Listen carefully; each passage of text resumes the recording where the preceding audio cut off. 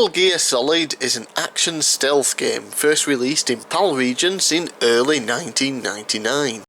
It is the continuation of the Metal Gear series dating all the way back to 1987 and created by legendary game designer Hideo Kojima. For most people, this was their first entry into the Metal Gear series, and, similar to Final Fantasy VII, became a major title for the PlayStation. For me personally, I tried playing the game at a friend's house when I was a kid, but I just didn't like it, so I never bothered with the series.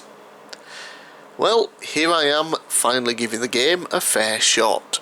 The story sees Solid Snake going in alone to stop Foxhound, who are demanding the remains of Big Boss, I'm assuming a character from a previous game, be returned to them within 24 hours, otherwise they will launch a nuclear missile. Foxhound is made up of Solid Snake's former team, at least I believe that's what they said during one of the cutscenes. Apparently they are all enhanced in some way, making them have special abilities. You play as Solid Snake, and your goal is to stealthily infiltrate the Alaskan island that Foxhound have taken over, rescue the hostages and prevent the nuclear strike.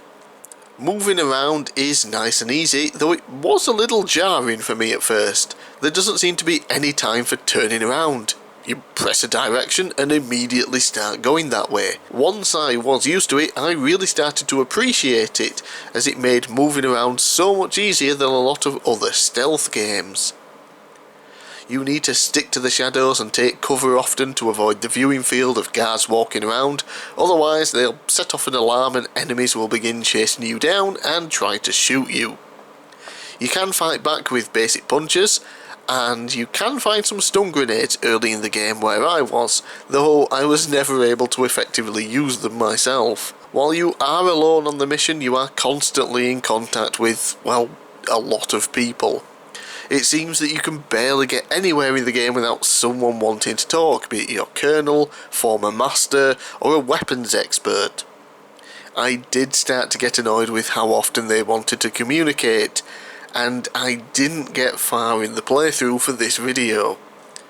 You can also contact them for advice by tuning in your communication device to the right frequency depending on who you want to talk to.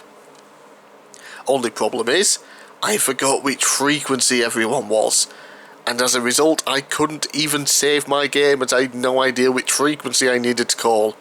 A pause menu with a list of the frequencies would have been nice. Maybe there's something in the manual. If not, it's just a case of having to write them down. So, as I said, I didn't get very far into this game, and honestly, I had little desire to keep going. I didn't think it was bad while I was playing it. The controls worked fine and being stealthy was pretty easy, but I just wasn't interested in the game.